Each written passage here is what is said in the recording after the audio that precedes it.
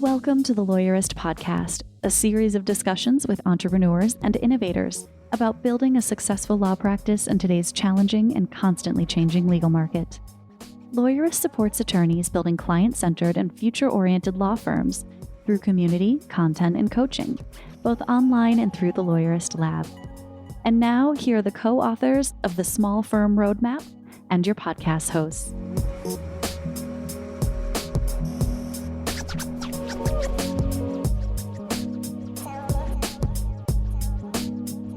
Hi, I'm Stephanie Everett. And I'm Jennifer Wiggum. And this is episode 354 of the Lawyerist Podcast, part of the Legal Talk Network. In today's episode, Zach is talking with Lori Gonzalez on the recent regulatory reform regarding non-lawyer ownership. Today's podcast is brought to you by Latera, TextExpander, and Rankings.io. We wouldn't be able to do this show without their support, so stay tuned because we're going to tell you more about them later on. So Stephanie, last month, you did a session for our Labsters that you called the one tip to change your life this quarter. And then you actually did that tip. So can you tell me a little bit about what this life-changing tip is? Yeah, I should preface it by saying, we are business owners, and so we do get some more luxuries in life. But I realized that I was wasting a lot of mental energy around things in my house that just simply weren't getting done. I think one of the examples I gave is I had a sink that had been clogged up for like 6 months. It was beyond being clogged up. I feel like the stopper got literally stopped. They had to replace the whole pipe. It was a little dramatic. Oof. But yeah. But I say that to say, for 6 months, every time I went into my bathroom, I would see that sink and have this thought, oh, I need to call the plumber. We were fortunate that we had 2 sinks, so I just used my husband's sink. But still, every single time I saw that sink, it was like this thing, right? And I bet we all can think of examples of that in our life, of things in your house or things in your life that you just know you need to take care of, and you just can't seem to get to them. So what I did is I hired a personal assistant to come to our house and help us with household management and other things in our life. So this is a part-time position. It's not like I could justify a full-time person. Maybe one day, but for 10 hours a week, I now have this amazing person that I've hired, Brianna. I love her. I'm just going to give her a shout out. And she comes to my house and she's just taking care of all of these things, right?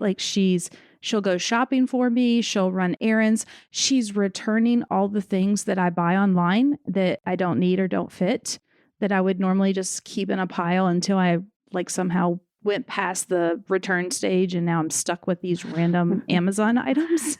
Yeah, I know that feeling. Yeah, like she's going to the post office and making that happen.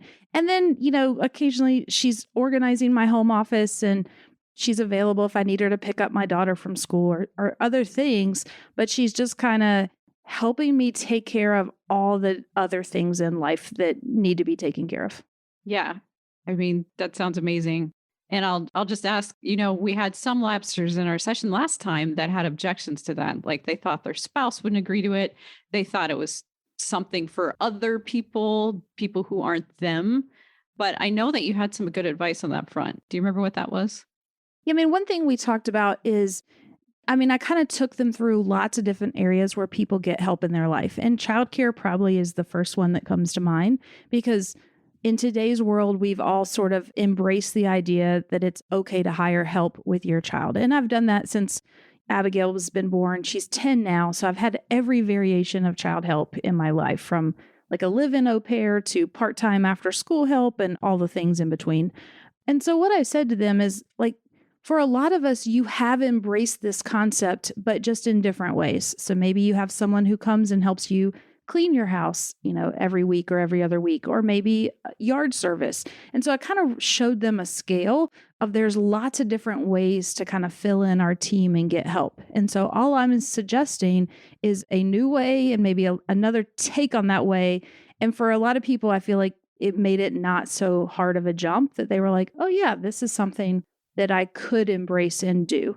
For the people who were worried about their spouses, I don't know, we talked about that and I was like, for my husband, at first he was a little skeptical, but I was like, listen, as a woman, and there's lots of studies and, and research out there around this. Absolutely. Like he and I both run a business, and he for sure helps out around the house. I am not trying. In fact, he does the majority of the cooking. I mean, like he does his fair share. I'm not trying to say he doesn't, but I still hold the household management in my head, right? Like, right. I'm the one responsible ultimately for scheduling the service repairman or whatever happens. I mean, if I really asked him, he would do it.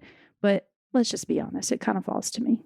Yeah. And the asking is a duty in itself to be able to delegate and ask in the house. To have somebody else that manages your house that way really frees up so much time. And it, I think brings some equality in the relationship too. So yeah, I think it's a wonderful idea. I mean, what I challenged our labsters to do was to think about their week and think about what is it that's a pain point that comes up for you. So for some people, like cooking was a huge thing where they're like, I've just finished my work day and now I'm going to go home and I know I need to eat healthy and I'm going to argue with my spouse or partner about who's going to cook. And like we talked about it, right? Like this is something that happens for a lot of people. And I was like, I did the research. Having a private chef, which again sounds very privileged and is a luxury, but it's not Beyonce luxury. Like there's companies out there now, they'll send someone to your home twice a week and they'll prepare your food and like stock it in the fridge. And it wasn't Beyonce expensive is what I'm going to say, right? Like it's still a costly, but then for this one service I found in Atlanta, it was like $300 a week. And when I shared that with some of our labsters, they're like, I'm spending that ordering out, right? Like or maybe close to it. So again, these aren't necessarily things that I appreciate are available to everyone in the world. But for a lot of folks, it was like when you think about where you're investing your time and your money and your energy. And so we even talked about like those food delivery services, and there's a whole host of them out there. I'm not going to name them, but that's like a variation of that. So maybe you don't want to have a private chef come in and cook for you, but maybe you could have a food delivery service that sends you those, ready to cook meals. Right. And your time is money. I think that's what we always forget. And even in your professional life and your personal life, you need to quantify the hours in terms of money. So if you are saving time by having these different tasks done for you, you are getting a monetary value in your time back. For sure. And, like I said, I hired my personal assistant and it's just 10 hours a week. I'm paying her $20 an hour and it's pretty approachable. And I set up payroll and the whole 9 yards. But what I've really noticed in the first couple of weeks since she's been working with me is my mental space. I have new energy. I walk around the house in the morning and I feel like this sense of peace and comfort because I look at things and I just know like I'm not looking at broken things, right?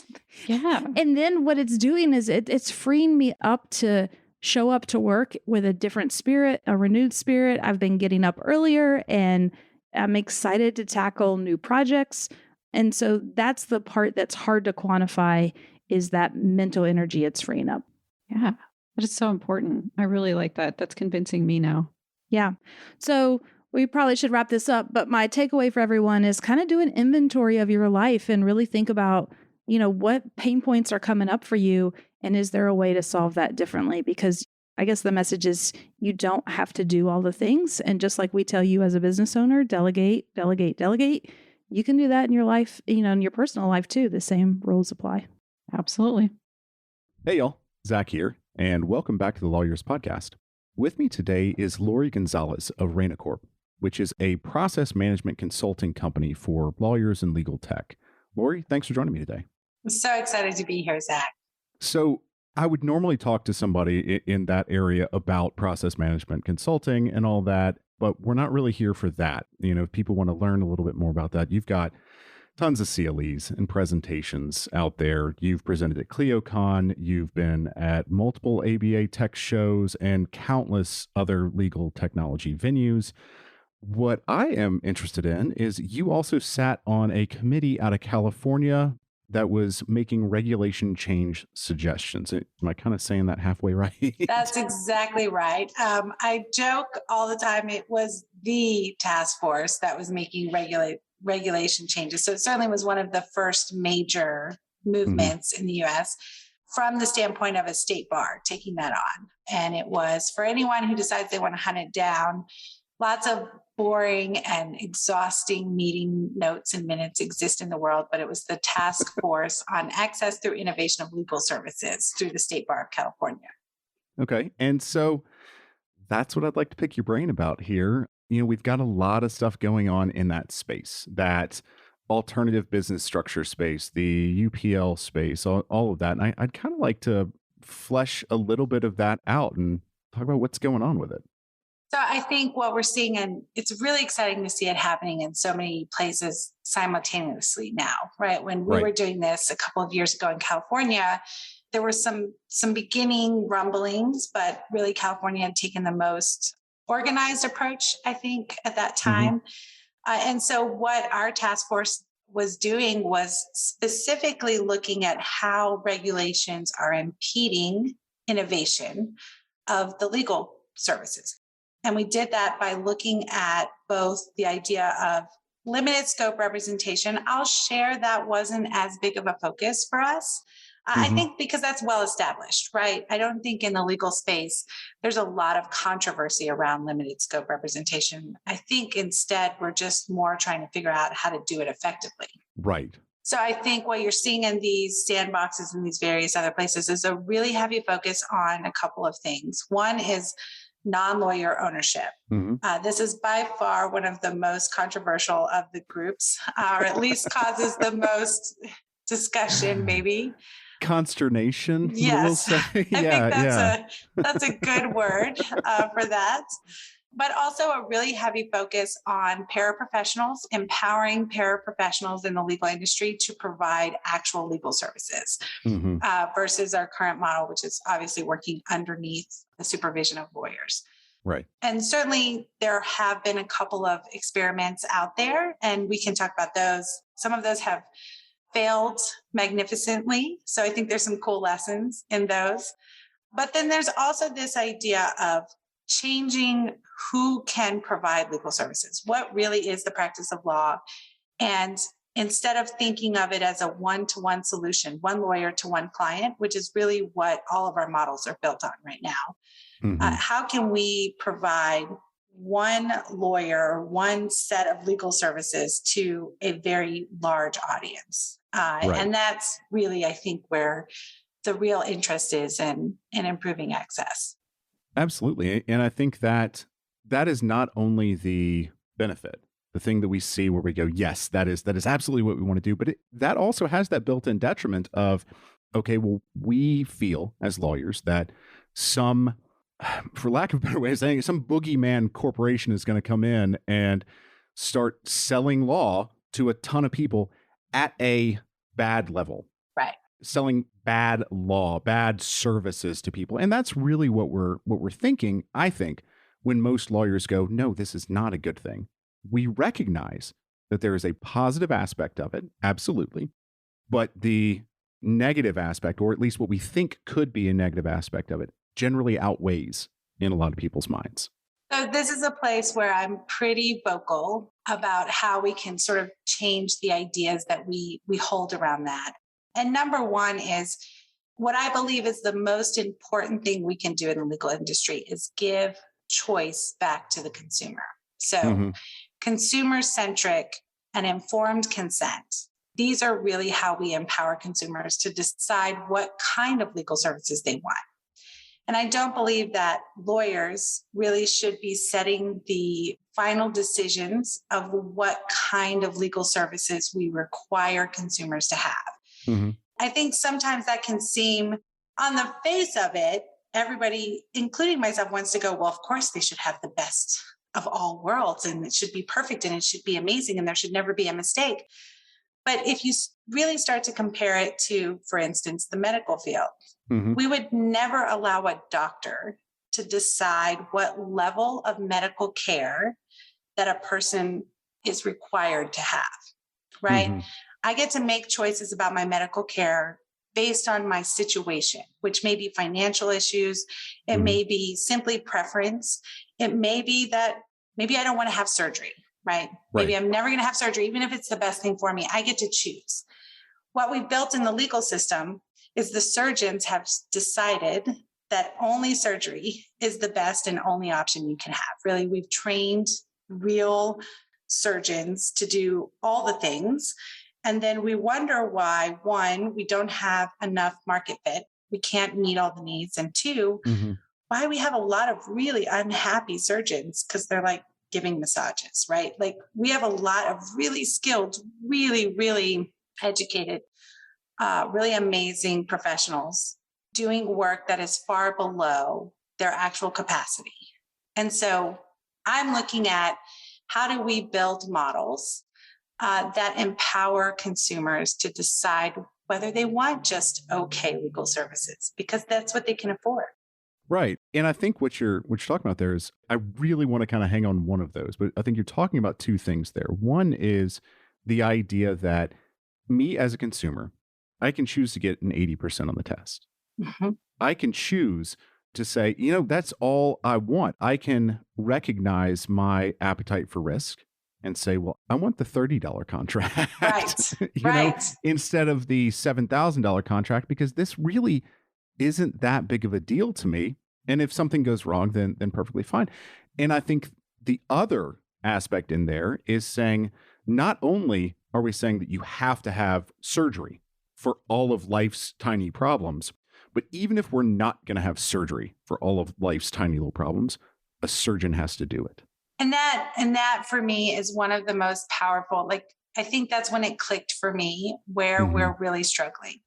Because the reality is all of the different types of legal services that can and should be available, all of those require different skill sets, different talents, different approaches.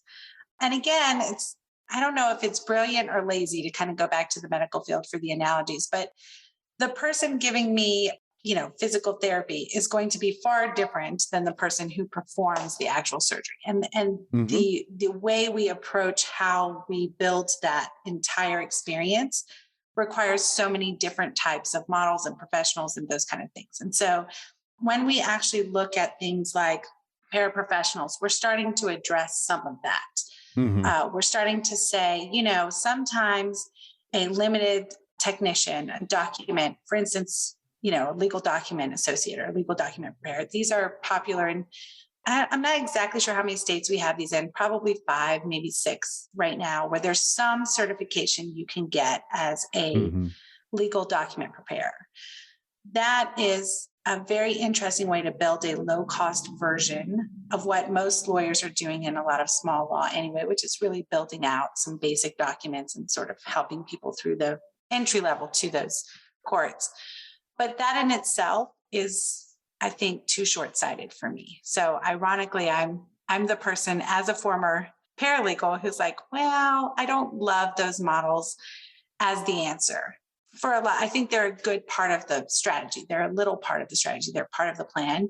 But I think ultimately what you're saying is, hey, let's build the same exact model, but let's charge less and see if that works better. And then what you're really saying is, let's ask people to do the same amount of work for less money and hope they do a better job than we're actually doing as lawyers in this space. And that just doesn't, I don't see the long-term benefits of that. And I think that's why we've seen places like Washington where that has failed pretty magnificently. And I love the idea of failing magnificently, failing in a way where we learn from it. You look at what happened in Washington, and if you really get in and unpack it, you can see a lot of different ways that we can improve. And so looking at it and saying, that means that limited scope paraprofessionals is not a good idea. That is not the takeaway on that. That's right. Because it didn't fail. It failed magnificently. We got some data from it. And there's great lessons in it. I think one of the things that I think we learned in that scenario was there was not a lot of participation.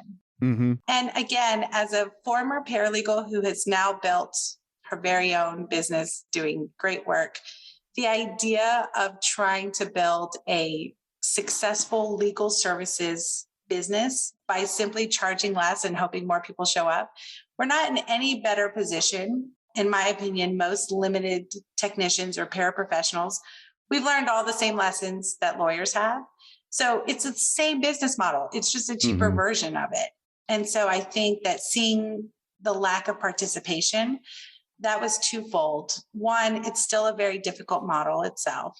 And I think Right. two, quite frankly, the requirements, I vetted those requirements early on. I was excited to consider Washington as a place I would try out. Mhm. And quite frankly, I decided I could go to law school easier and probably faster than I could. And I might be a little facetious there, but honestly, the amount of qualifications were so intense.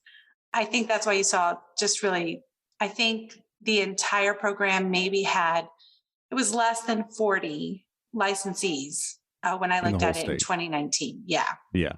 And so, yeah, that didn't solve what we were trying to solve there. But I think your point is very good of it was never going to solve what we're trying to solve because it is short-sighted. That's kind of a Band-Aid sort of aspect as opposed to saying, okay, well, how do we solve this with technology? How do we solve this by having one person, one lawyer solving multiple things at the same time? I think the one lawyer to one client is a difficult thing to get over because when I think of the kind of paraprofessionals doing aspects of the legal work, we automatically, or I think a lot of us go to the dentist's practice. And this is actually a pretty good system that's set up. You walk in, you see the dentist for the part that needs the dentist. Right. But I don't know very many lawyers that want their practice to actually run like that, where they are in that aspect, going from room to room to room. And so even if we did get this going, the attorneys don't want this. It's not something that makes people go, yeah, I want to operate like that.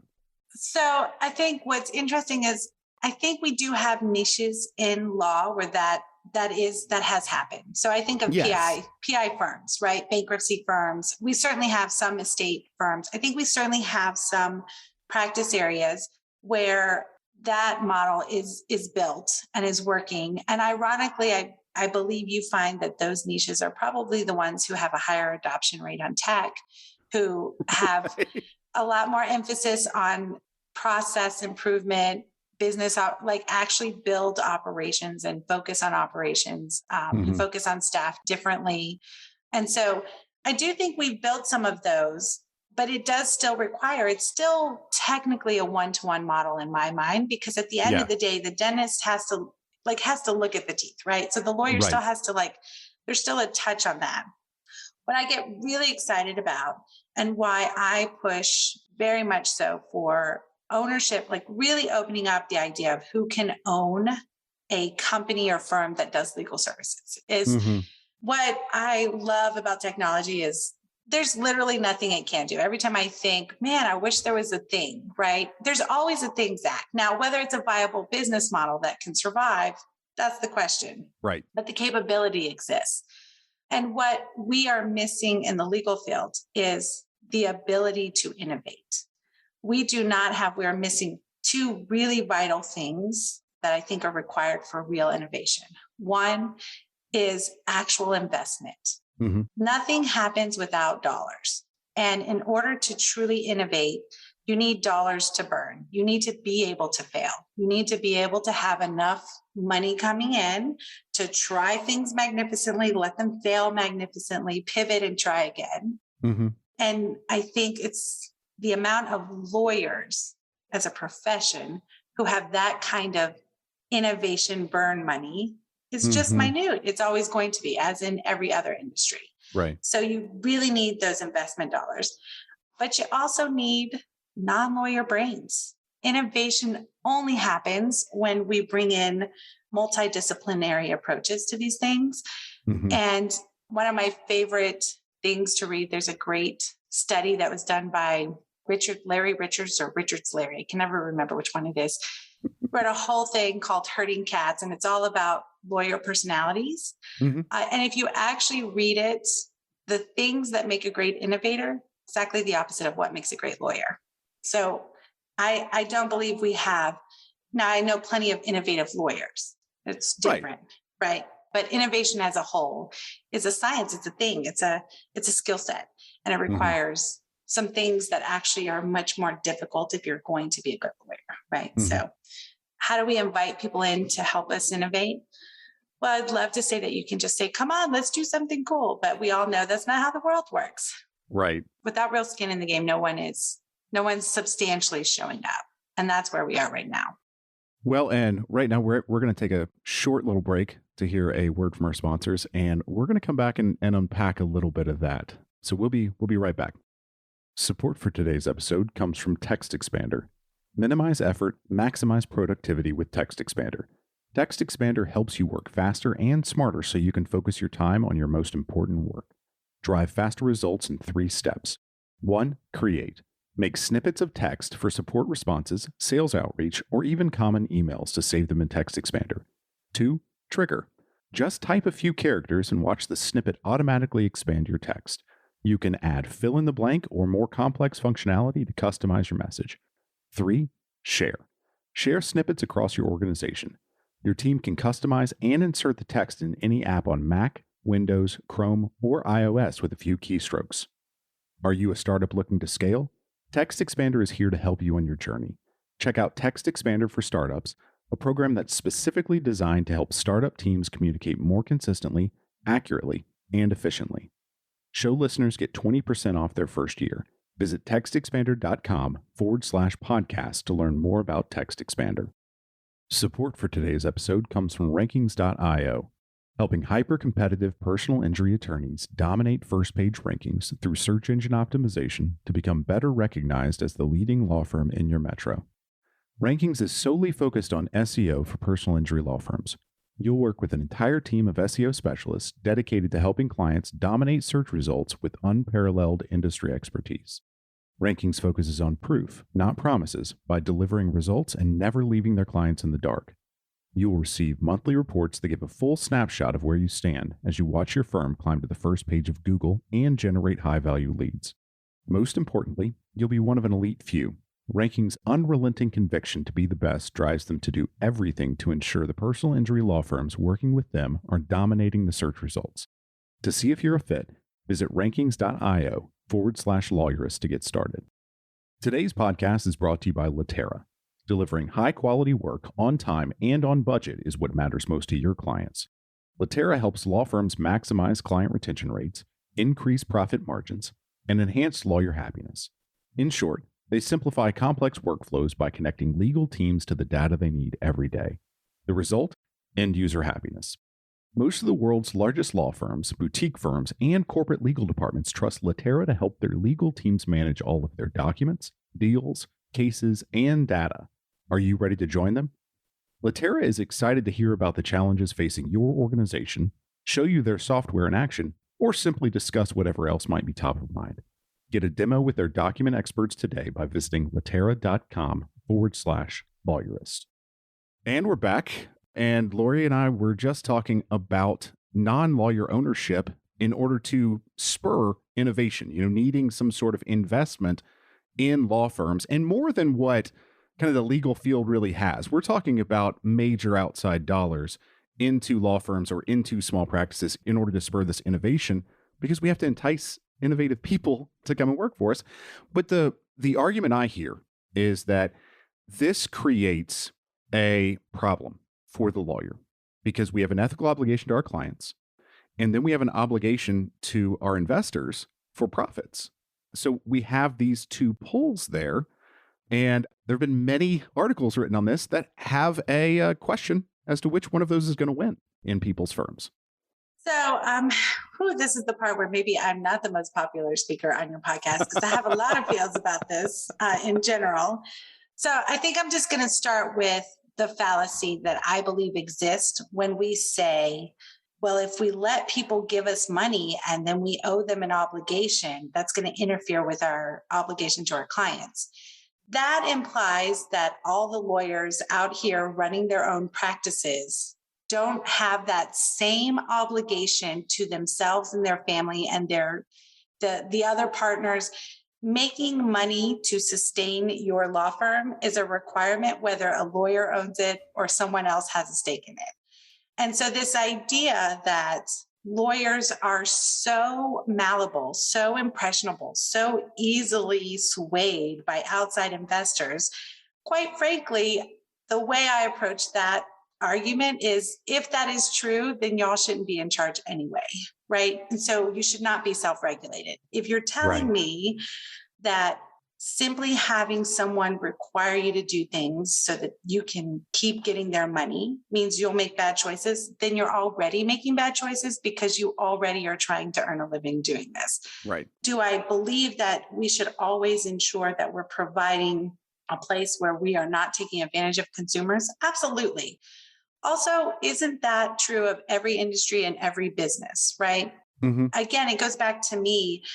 There is this often argument that somehow lawyers are more ethical or understand better how to be more ethical when it comes to consumers. And my probably number one argument to that is y'all are failing 86% of the industry, of the consumers.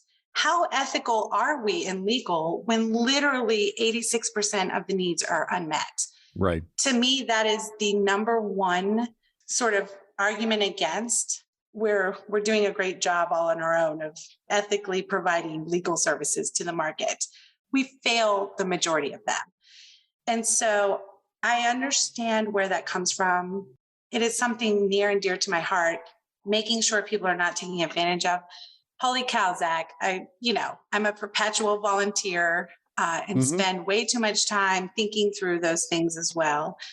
So I just have more faith in not only our industry and the lawyers who work it, but also, in the models themselves.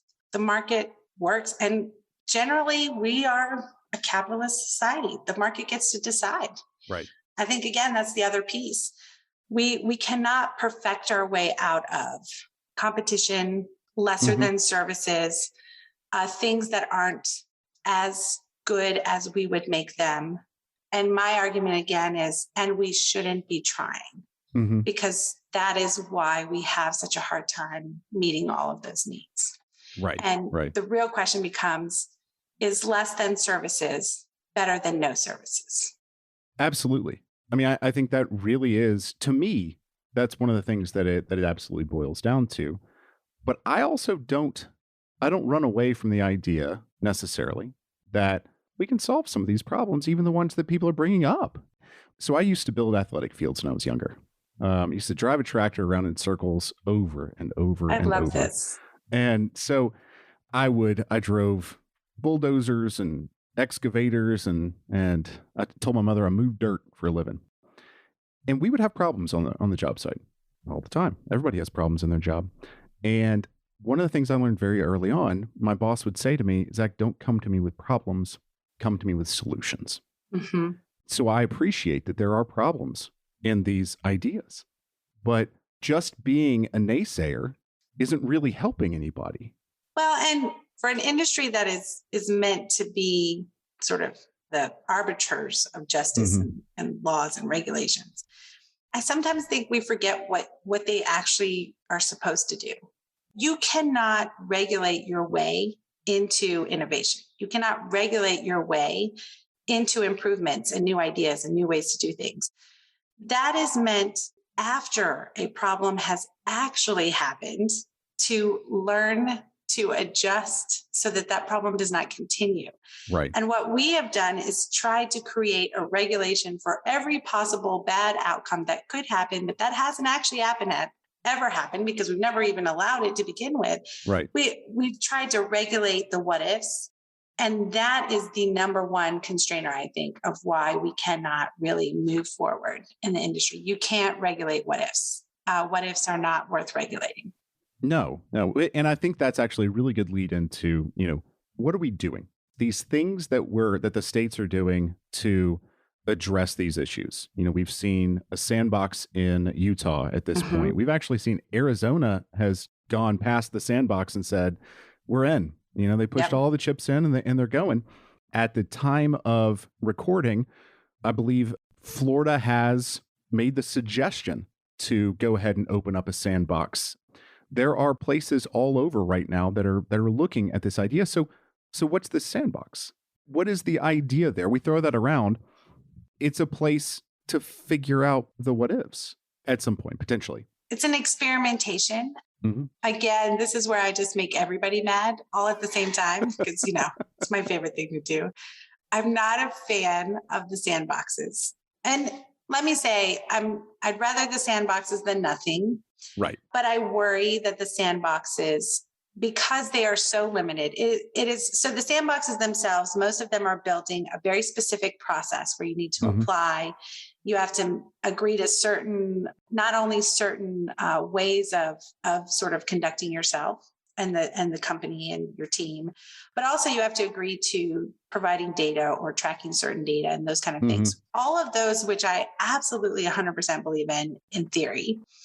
But I think what happens is when you build something that is experimental by nature and has these very constrictive sort of requirements, that just means a lot of people aren't willing to play in the sandbox, right? And so I do worry a little bit about the data that comes out of those kind of places. We could actually prove a point that we're trying not to prove by simply saying, well, no one showed up. Well, people with real investment dollars may not be willing to experiment. And I think there's some potential there that we don't move the needle as far as we want to. And I'm a big fan of radical problems need radical change and those kind of things. On the flip side, what I am very excited about is most of the sandboxes are, I think, really taking this approach of as long as we can see the value in the idea and we can see a viable business model, right, in the idea, then we're willing to let everything's up for grabs. And so even Arizona, which has not really created a sandbox, the licensing requirements, still a very intense process. I'm so excited. I think a next episode coming up is with Alan Rodriguez, and also was on the task force and is now a majority owner in a law firm as a non-lawyer. And so I'm really excited to listen into what he brings to the table and how he went through that. But I think that's what you're seeing is these sandboxes are for a LegalZoom, I believe, has been approved for some form of service through the Arizona. Was it Arizona? Yes. Yeah, it was Arizona, I believe. And so, all very exciting to me to see. I'm very happy to see a super tech-driven, process-driven non-lawyer partner with a lawyer to see what kind of law firm they can build, as well as see someone like LegalZoom who, clearly understands consumers, right? And has built a model that serves just the most basic of here's some fill in the blank forms kind of needs and what they might do in those areas. So I encourage anyone listening to this, man, if you have the energy or the desire, get creative. What would you do if there were no regulatory limits to what you want to do? Right. Because I think that's what we don't talk enough about in these discussions, Zach, is lawyers are actually the losers in regulatory. Anyone who wants to do something around legal, who isn't a lawyer, isn't regulated by y'all. They're going to figure that out. It is lawyers who are struggling to break free from those regulations.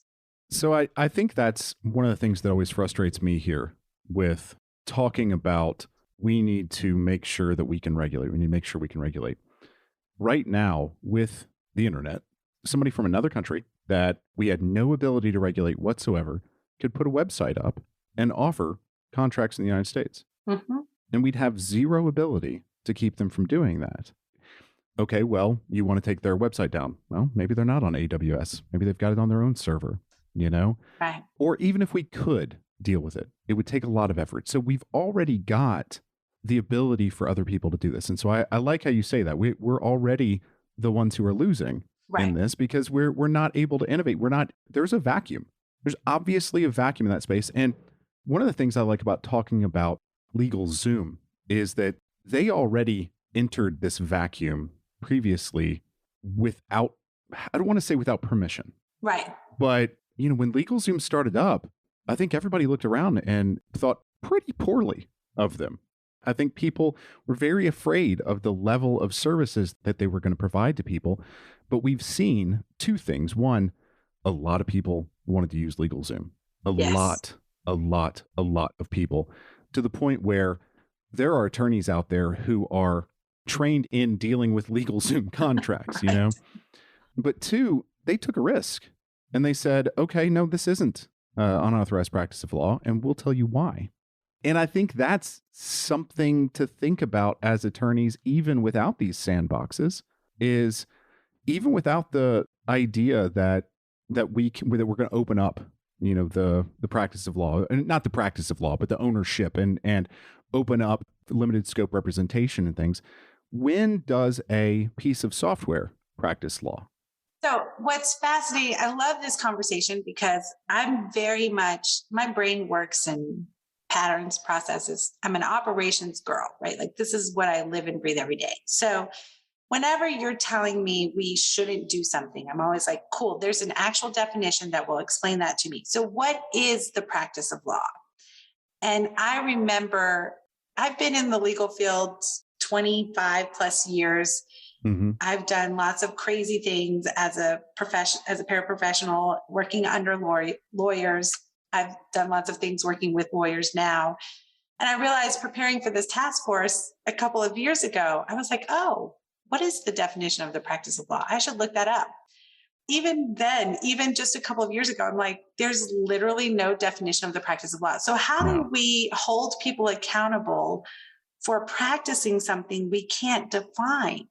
Mm-hmm. That doesn't even begin to make sense. And it's why we'll always chase others who push the boundaries, because we haven't defined the boundaries. Right. And I don't think we ever will.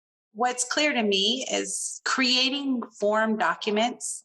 Certainly over the years, this is a place where I've been told many times is the practice of law. And I just have a real problem with that, because I know who's creating those documents in real life in real law firms. And it's very rarely not the lawyers. I've Googled many a form and, or reviewed a rule and made those things up. I think we've lost some of the understanding of how strategic really lawyering is. Mm-hmm. And the output of a form is not lawyering. And so it's interesting to me, even with someone like LegalZoom, we've still hindered them. So it's really nothing more than fill in the blanks. Mm-hmm. And ironically, LegalZoom would provide better service and provide less. So whenever I hear the argument, I think there's always the argument of, well, LegalZoom has very terrible contracts. I have to undo that all the time. I hear this a lot from lawyers. Right. And I'm like, I actually don't doubt that, but it's because we've limited their ability to help people walk through the decision-making process. Mm-hmm. So we've only let it be fill in the blank. And that's what happens when you can only fill in a blank. Right. But LegalZoom tomorrow could create a better, more effective guided interview process. And I'm curious if that's what they'll do in Arizona to help people make better choices and build better contracts based on their unique situations. And I think they'll build the tech that helps them do that, because we also know that exists, right? We're excited about that in the legal field for our own use. Mm-hmm. So how do we then empower that for consumers? And how do we get individual lawyers is part of that opportunity instead of being left behind, which is what I'm excited about. Right. I'm also excited about that. That's one of the most interesting aspects of this is the small lawyer, small firm, being able to pivot. Yes. Being able to offer these things, these services on a larger scale. An attorney who can create a guided interview, which is not difficult to do if you're using something like LawYaw or Documate or Nacli or all of these services, or Gravity Forms or Ninja Forms. I mean, there's a ton of ways to do these guided interviews, but the lawyer can create the logic gates. The lawyer can create the decision trees, and now they're able to serve more people. Mm-hmm. That's phenomenal, and that helps the smaller attorney not get eaten by the larger corporation that's coming in. And the competitive advantage, I think if you're paying attention to tech in the world and like where our world actually is, what do we see happening with all of this automation and tech? A refocus on community and client focused interaction, right? So for me, those lawyers who are at the heart and soul of their communities, that is who people trust. That is who people want to see. And so I'm just so excited about this idea of empowering those community lawyers in a way that we've never seen. And there's so many levels to that. Like we're talking really high level investment and building cool tech tools in brand new ways and things we've never thought of because, we just don't have the ability to right now. But what if it's simply, brand new baby lawyer connects with really cool operations person to build a better mousetrap? I love these models where we're starting to see lawyers really understand how to provide more than just legal services as part of a holistic approach. So probate lawyers who also provide Medicare professionals to help people walk through how to obtain both Medicare as they age and end of life decision making. So we're seeing these cool life coaches and these other things all being paired together with law firms. And while we're seeing some cool models, those are still very limited because, again, lawyers have to own it, right? Like, there's no sweat equity happening in those places. There's no true partnership. There's no real, it's simply hiring people to do those things, which is going to limit how many of those kind of law firms we can build. Absolutely.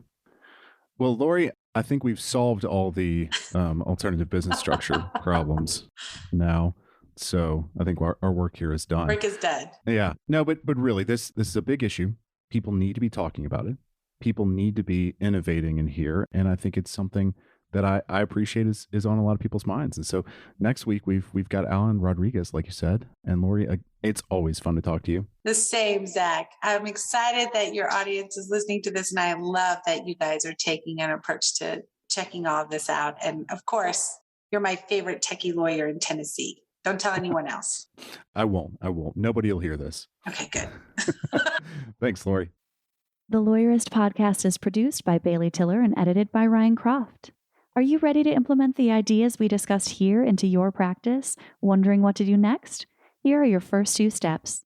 First, if you haven't read the Small Firm Roadmap yet, grab the first chapter for free at lawyerist.com/book. Looking for help beyond the book? Let's chat about whether our coaching communities are right for you. Head to lawyerist.com/community/lab to schedule a 15-minute call with our community manager. The views expressed by the participants are their own and not endorsed by the Legal Talk Network. Nothing said in this podcast is legal advice for you.